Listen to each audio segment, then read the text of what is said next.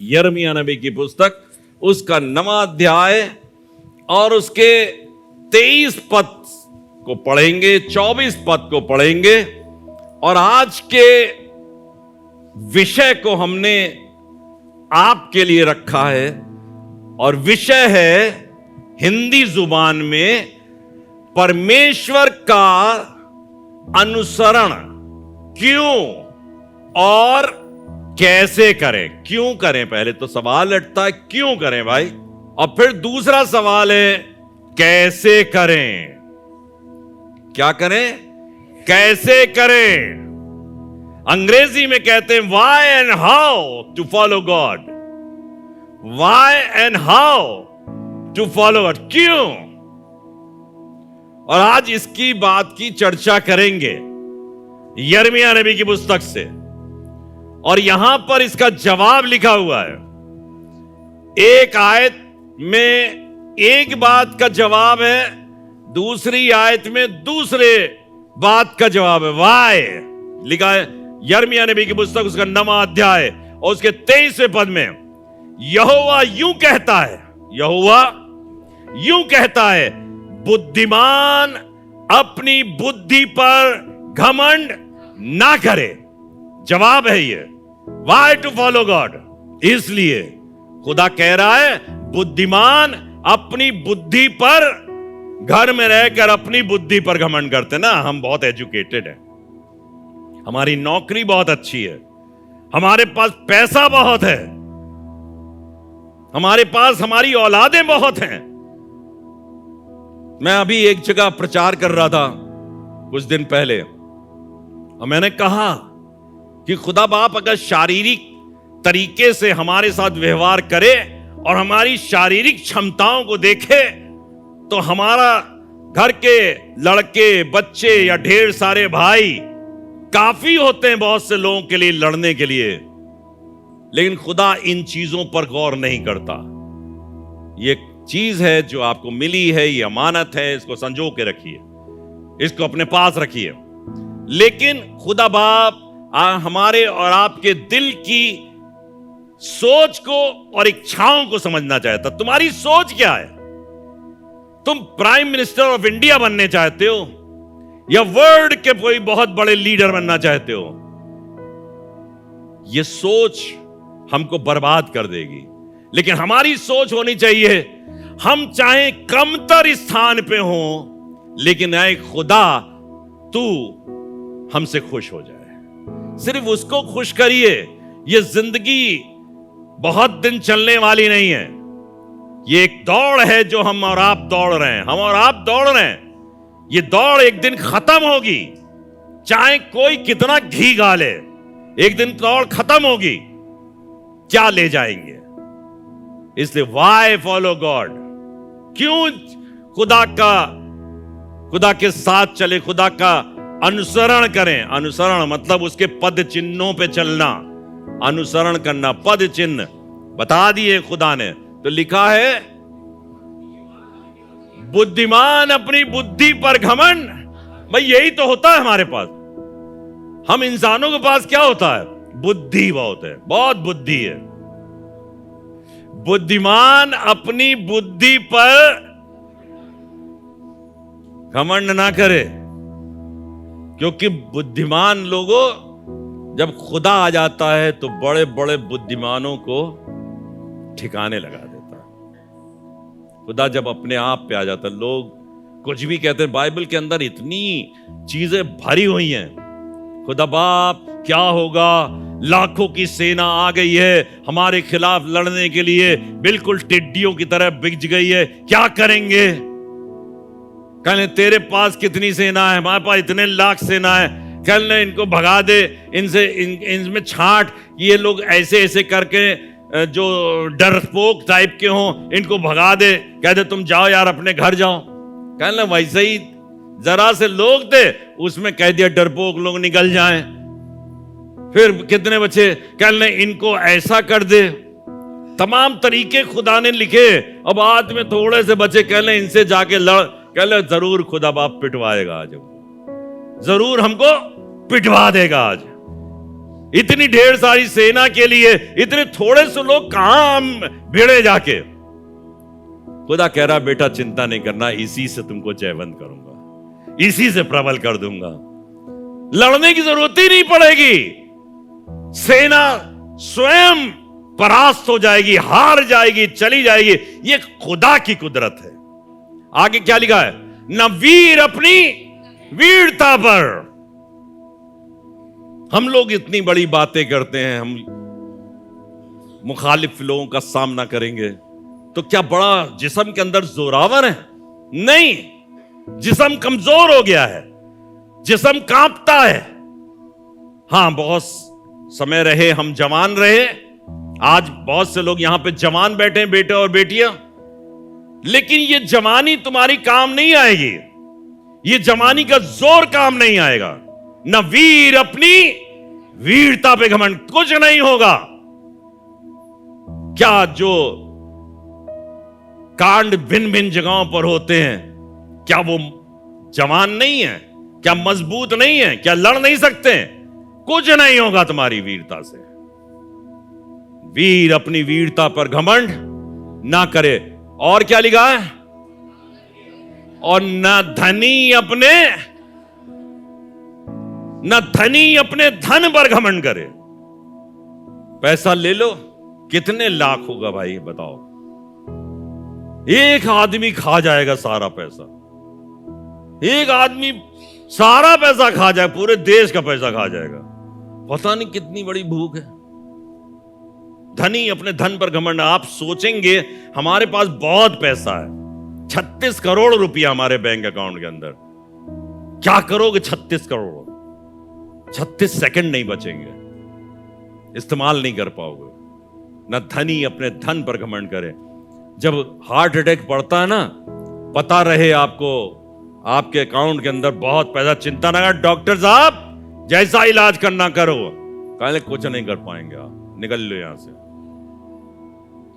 तब अपने खानदान वालों कहेंगे भैया तुम जैसा चाहना कर ले। पहले जिंदगी भर नहीं दिया, पहले बच्चा मांगता रहा, पापा पैसा दे दो, मम्मी पैसा दे दो, वो कुंडली मार के अपने पैसे पे बैठे रहे, नहीं दिया, नहीं दिया, कहने हम खाएंगे। बच्चे से मां बाप मांगते रहे, नहीं दिया, मां बाप को भिखारी बना दिया। धनी अपने धन पर घमंड ना करे। सच बता रहा हूं, खुदा आसमान से देखता है, आपको खुदा देख रहा है।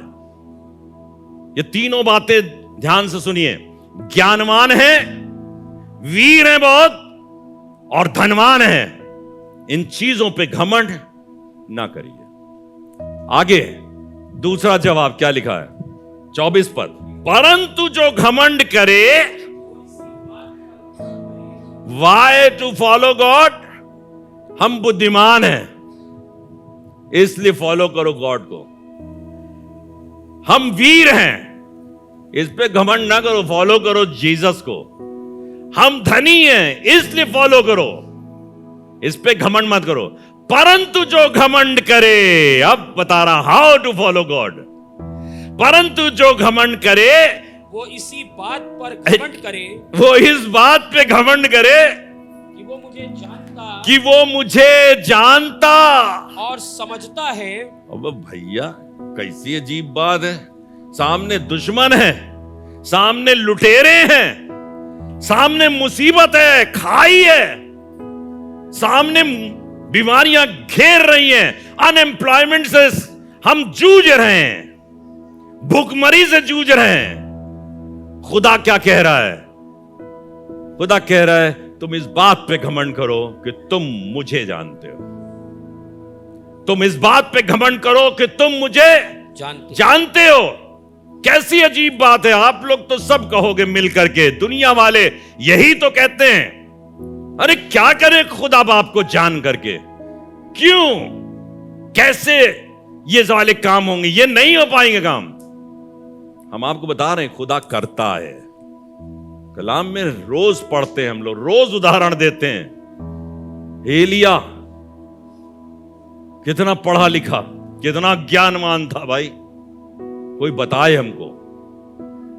खुदा बाप जब ठेका ले लेता है ना आपका और हमारा, तो सारे काम वो खुद करता है, सारे काम वो खुद करता है। और तभी उसने कहा है तुम कल के लिए चिंता मत करना, क्योंकि कल अपने आप अपनी चिंता। खुदा कह रहा है एलिया से, तेरा यहां क्या काम, तू यहां क्यों बैठा हुआ है, क्या खड़े हुए कर रहा है। कभी कभी हम बहुत बुद्धिमान, एलिया ने भी बुद्धिमानी दिखा दी वहां पे। कहने वो उसने कहा है सबको मार डाला, मैं ही अकेला बच निकला हूं, और वो मेरी भी फिराक में है कि मुझे भी मार दे बादशाह।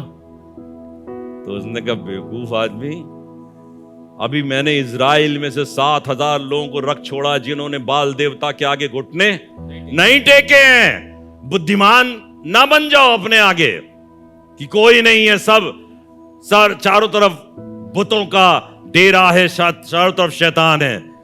खुदा है, कहिए खुदा है। हर नेगेटिव परिस्थिति में खुदा है। बुद्धिमान अपनी बुद्धि पर घमंड ना करे, ना वीर अपनी वीरता के ऊपर, ना धनी अपने धन के ऊपर। और वो घमंड करे तो इस बात पे घमंड करे कि वो मुझे जानता है। ये मैं सोचने लगा, और अक्सर मैं बातचीत करता हूं, मेरी मेम साहब के साथ बातचीत होती है। हमने कहा खुदा बाप तुम्हारे 12 चेले है ना।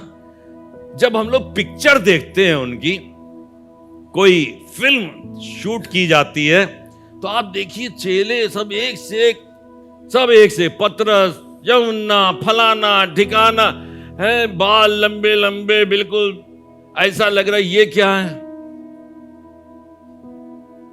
समझ ही में नहीं आता। हमने खुदा बाप इन्हीं को चुना था। हाँ, कहने मछुआरों को चुना है, चुंगी लेने वाले को चुना, फलाने को चुन लिया, यहूदी को चुन लाए, निकाल लिया उसमें से। ऐसे ऐसे लोगों को चुन के ले आए। मतलब शक्ल देखो तो आपको लगता भाई खुदा बाप आपका तो काम ऐसा नहीं लगता, आपको तो कहीं हैंडसम आदमी को निकालना चाहिए था, सूट बूट पहने हुए। एक को सूट बूट पहना नहीं निकला। वो मूसा बेचारा, वो कौन सी टोकरी थी, राल लगी हुई टोकरी सरकंडे वाली, उसी में से अपना निकाल लाए उसको।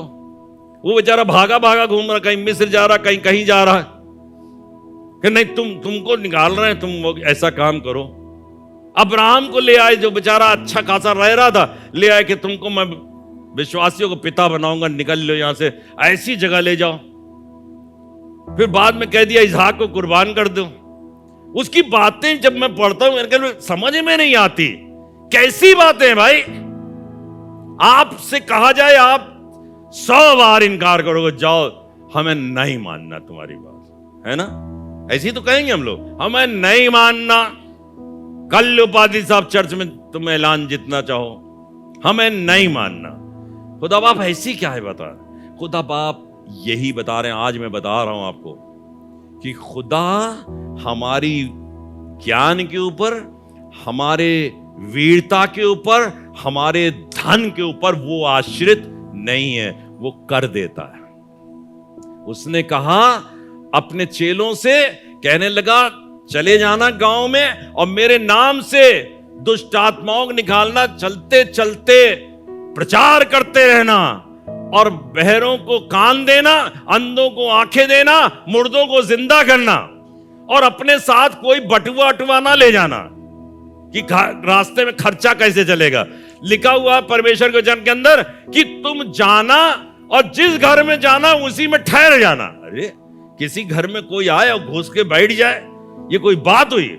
आपके घर में कोई बिल्कुल आए अचानक और वो आपके घर में ठहर, आज हम आप ही घर में खाना खाएंगे, खा लो खाना, नहीं रात में सोएंगे भी यहीं, और जितने दिन कानपुर में रहेंगे आप एक घर में रहेंगे। आप क्या कहोगे? कहेंगे नहीं हमारे पास तो जवान जवान 2 बेटियां हैं, हम कैसे आपको रख लें, आप जाओ अपना नीचे सो जाके फलाने कमरे में, या सड़क पे सो, हम वहीं खाना दे देंगे। नहीं करेंगे।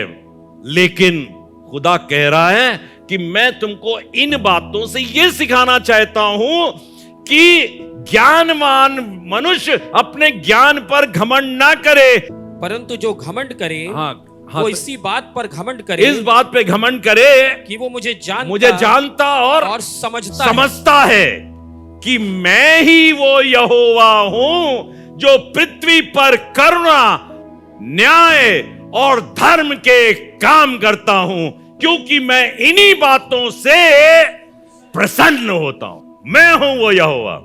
करुणा मेरी होती है, न्याय मेरा होता है, धर्म मेरा होता है। कर लो कितना काम करोगे, जब मेरा खुदा उठ खड़ा होगा तो सारी चीजों को तहस नहस करने की क्षमता उसके पास है।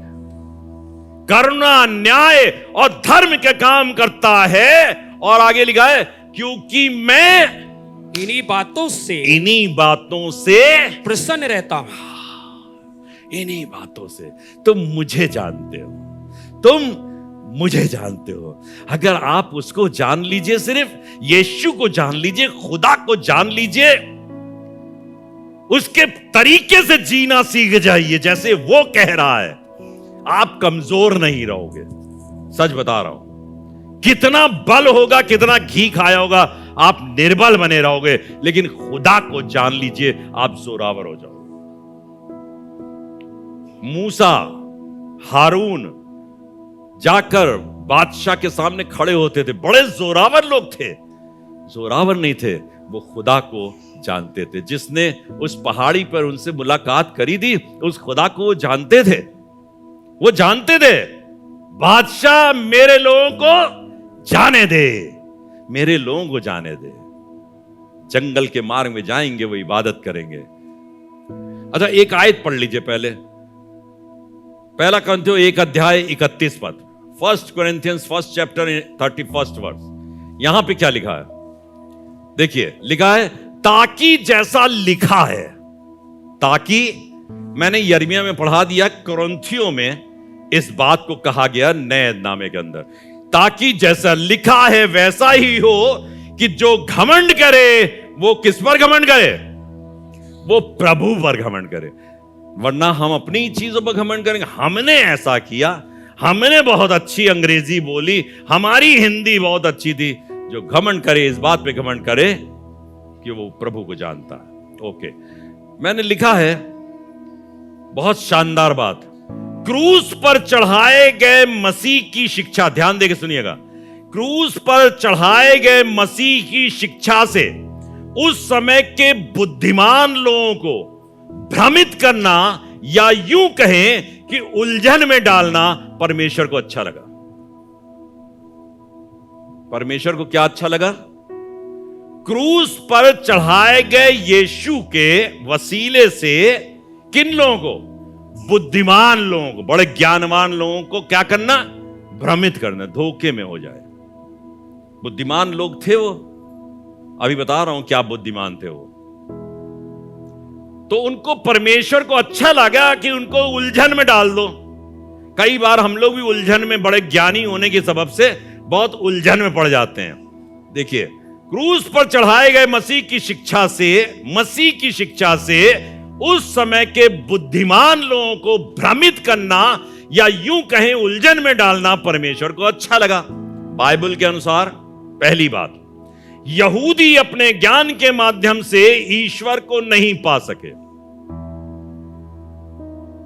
यहूदी अपने ज्ञान के माध्यम से ईश्वर को नहीं प्राप्त कर सके। क्यों? काहे? बहुत ज्ञानी थे तो ईश्वर को पा लेते, नहीं प्राप्त कर पाए। क्योंकि, और अब भी, आज के दिन भी, कि मसीहा एक शक्तिशाली विजेता के रूप में आएंगे। जब मसीह आएगा तो जोरावर होगा और एक विक्टोरियस आदमी होगा। इस रूप में मसीह आएगा। बस इस बात का ज्ञान यहूदियों को आज भी है और उस समय भी था, कि मसीह यीशु एक बहुत बड़े कॉन्क्वेरर के रूप में इस दुनिया के अंदर आएगा। और यीशु मसीह आ गए ऐसे कि बढ़ई के घर में पैदा हो गए। कभी मिस्र में लेके मम्मी भागी, कभी कहीं भागी, उसके बाद बढ़ई के घर में बढ़ईगिरी करी, और उसके बाद 30 साल के बाद 3.5 साल की सेवा में, तब वो आए बाहर निकल के, तो पहले यूहन्ना के पास आए, बपतिस्मा दे दो, और फिर वो चले गए पहाड़ पर, जंगल में चले गए। समझी में नहीं आ रहा था ये मसीह है क्या है। ये बात बुद्धिमान बुद्धिजीवी लोग समझ नहीं पा रहे थे। जब उतर के आए, शैतान से युद्ध करके आए, और जब वहां पे बातचीत कर रहे हैं तो लंगड़ों को ठीक कर रहे हैं, सब तमाम काम तो कर रहे हैं, लेकिन कहीं विक्ट्री हासिल होती नहीं दिख रही है कि राज्य स्थापित करेंगे। बुद्धिमान लोग, यहूदी लोग कहते थे वो राजा के रूप में आएगा। हां, राजा के रूप में आया, लेकिन पहले उसको हमको छुटकारा देना था, इसलिए वो दीनहीन हालत में इस दुनिया के अंदर आया। इसलिए यहूदी लोगों का के लिए लिखा, यहूदी अपने ज्ञान के माध्यम से ईश्वर को नहीं पा सके, क्योंकि उन्हें उम्मीद थी और अब भी है कि मसीहा एक शक्तिशाली विजेता के रूप में आएंगे। जब उन्हें सूली पर चढ़ाया गया, यह बाइबल की बात है, जब उन्हें सूली पर चढ़ाया जाने लगा तो वे लड़खड़ा कर गिर पड़े। आपको मालूम है ना वहां पर कि रोमी सिपाही या याजक, महायाजक जो वहां खड़े थे, वो क्या कहते हैं, अगर तू यहूदियों का बादशाह है तो सलीब से उतरा, हम तुझ पर यकीन कर लेंगे। ये ज्ञान था उनके पास। तू सलीब से उतरा तो हम तुझ पर यकीन कर लेंगे। खुदावन यीशु मसीह सलीब से नहीं उतरा, तो ये बात उनके लिए ठोकर का कारण बनी। दूसरी बात, अन्य जातियों को यहूदिया के क्रूस पर चढ़ाए गए अपराधी द्वारा मुक्ति का कोई कारण नहीं दिखता। दुनिया भर के अंदर अन्य जाति लोग हैं, जब उनके बीच में यह वाला प्रचार किया जाता है कि यहूदियों में से एक शख्स निकलेगा और वो कुर्बान होगा, बलिदान दिया जाएगा, क्रूस पर मर जाएगा, तो उसके ऊपर विश्वास करो तो उद्धार मिल जाएगा। तो अन्य जातियों को यह बात समझ में नहीं आती कि भैया वो क्रूस पर बलिदान हो जाएगा, उस पे हम क्या यकीन करें, जो अपने आप को बचा नहीं पाया, तो हमारा उद्धार क्या करेगा। फिर मैंने आगे लिखा है, उपरोक्त दोनों वर्गों के मनुष्यों में जो कोई भी उस क्रूस पर चढ़े यीशु पर विश्वास करे, दोनों किस्म के लोग, चाहे यहूदी हो चाहे अन्य जाति हो, दोनों किस्म के लोगों में जो क्रूस पर चढ़े हुए यीशु पर विश्वास करेगा, उसके लिए यीशु परमेश्वर की शक्ति और बुद्धि होगा। उसके लिए जो यीशु पर विश्वास करेगा, उसके लिए परमेश्वर की शक्ति और बुद्धि हो। मैंने अंग्रेजी जबान में लिखा है, it please God to confuse और rather confound the wise man of the day with the teaching of the crucified Christ. According to the Bible, first, the Jews could not find God through their knowledge because they expected and still expect the Messiah to come as a mighty conqueror. When he was about to be crucified, they stumbled and fell. Second, the Gentiles see no reason for salvation by the crucified criminal of Judea. Third, in both of the above categories of men, whoever believes in that crucified Jesus, Christ Jesus, will be the power and wisdom of God. जो लोग उस पर विश्वास करेंगे, हमको एक ही बात करनी है, उस पर विश्वास का। कहिए उस पर विश्वास। किस पर विश्वास?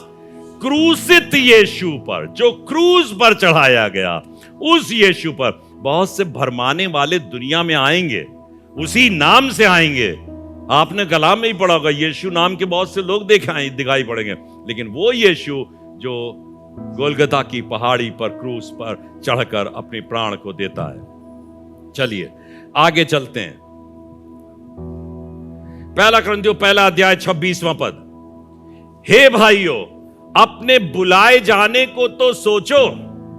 पौलुस रसूल कुरिन्थियों की मंडली को चिट्ठी लिख रहा है, हे भाइयों, अपने बुलाए जाने को तो सोचो।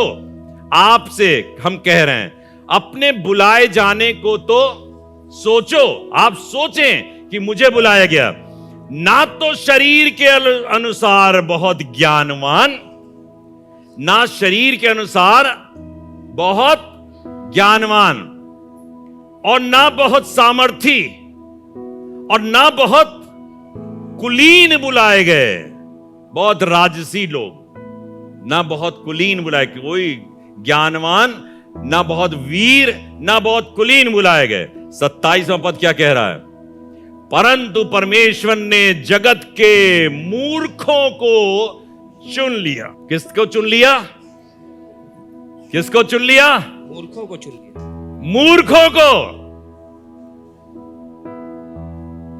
जगत के मूर्खों को चुन लिया कि ज्ञानवानों को क्या करें? लज्जित करें। ज्ञानवानों को शर्मिंदा कर दें। Foolish things to confound the wise, उनको उलझा दिया।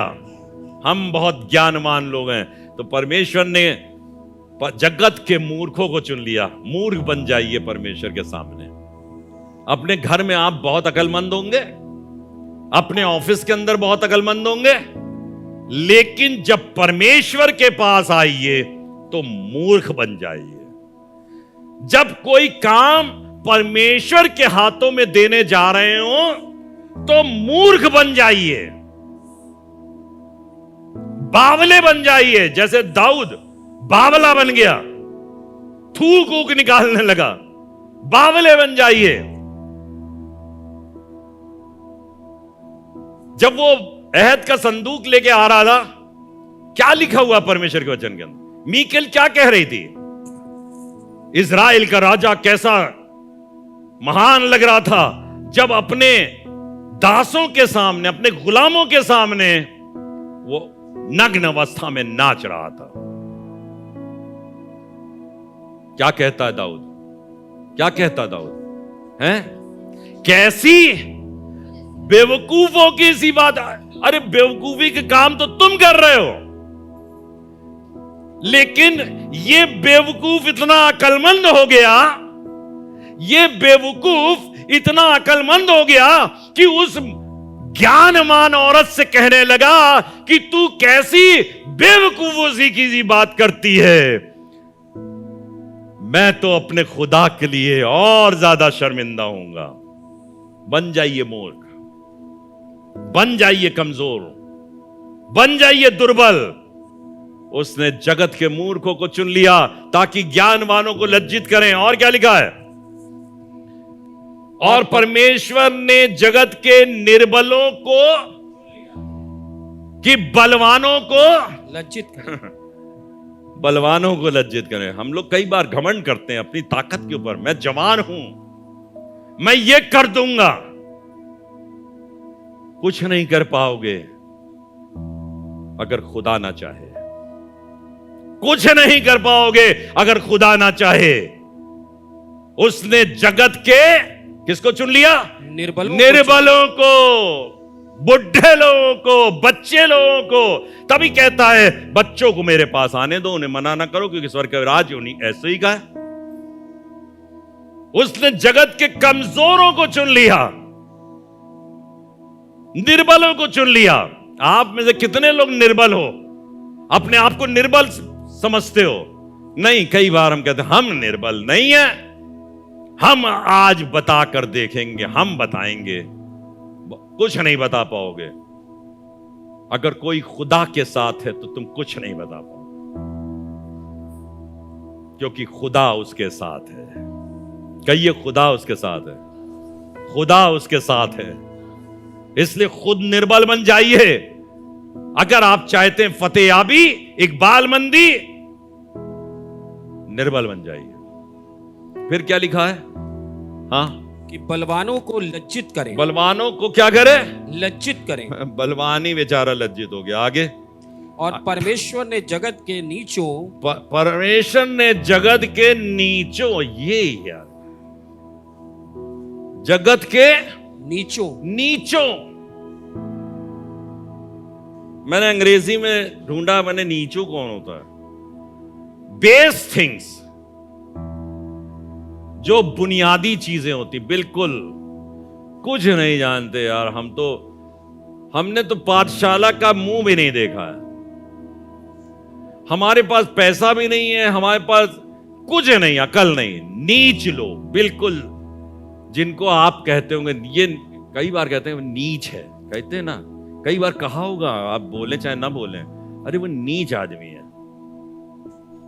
नीच, वो नीच औरत है, वो नीच लड़की है। परमेश्वर ने जगत के नीचों को चुन लिया। बेस, मछुआरे बेचारे छोटे छोटे, पता नहीं कौन थे वो, नीचों को चुन लिया, मती को चुन लिया। जक्कई जाके घर में बैठ गया, बातचीत करने लगा, तो याजक महायाजक कहने लगे वो तो महसूल लेने वाले के घर में बैठ गया, कैसा आदमी है। यहूदी लोग कहने लगे कैसा आदमी है, तो हम सोच रहे थे राजा होगा, राजा की तरह जाके चुंगी लेने वाले गुनहगारों के साथ बैठता है। तो यीशु मसीह ने क्या कहा? यीशु मसीह ने कहा क्या? वैद भले चंगों के लिए नहीं है। किसके लिए? बीमारों के लिए अवश्य है, वो बीमारों के लिए भाई। वह दिल घूम रहा अपना तंदुरुस्तों के बीच में खूब हलो हलो हलो। अरे तुम्हारा यहां क्या काम?